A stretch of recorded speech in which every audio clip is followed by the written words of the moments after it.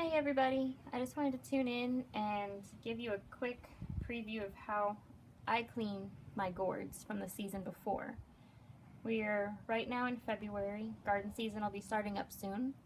So I've got my dipper gourds from this year that are now dried over the winter and ready to be peeled. And what we're peeling off is all of this nasty, mold, skin, and things that you don't want on the gourds. Once that's off, they're ready to dry again, and they'll be used for crafting, decorating, and various things of that.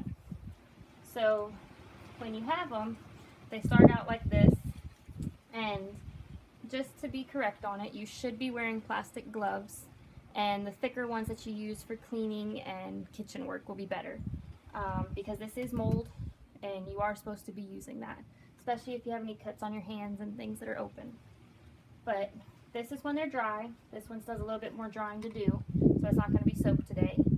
But what we're looking to get at is from this nasty molded gourd into these nice, smooth skinned, ready to be used gourds. And this is a birdhouse gourd from the year before. So what you're wanting to do is wait until they dry. They're going to be tuned in kind of like light air, and you want to listen for the maraca sound. These are the seeds inside that have fully cured, and they let you know that your gourd's ready to be soaked. So once you achieve that noise, you can go ahead and get yourself a bucket or anything that they will be able to be submerged into. I actually use a big Rubbermaid tote, and it's on the other side, soaking lots of gourds at one time. But you can use a small bucket, and what you would do is just push them under the water, and then you can use a towel on top of them with a large, heavy plastic weight to make sure they stay all the way under. Because if they pop up, they dry out, you're going to do it all over again.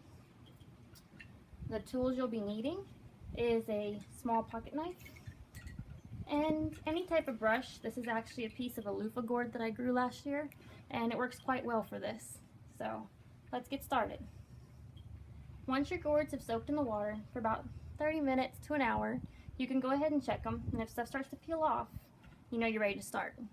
If they're being stubborn, they can actually soak all the way through the night, and the next day you can start on them. Then what you're going to do is hold your gourd just like this, take your knife at a small angle, and just gently peel down. This way it actually goes pretty easy. You can just go back and forth until everything is gone. So you can see how fast that comes off.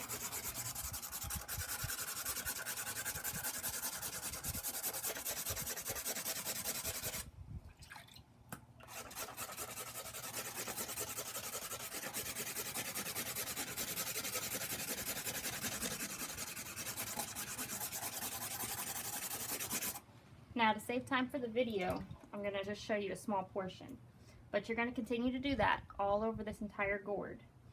And then once you get it mostly scraped off, you'll take your brush of sorts and you'll just moisten it, and then come in here and wipe it clean. Now, you're going to have natural marbling all over this gourd because that's part of the molding process. What happens is it will naturally stain the gourd and give you this beautiful finish, and that's what you're looking for.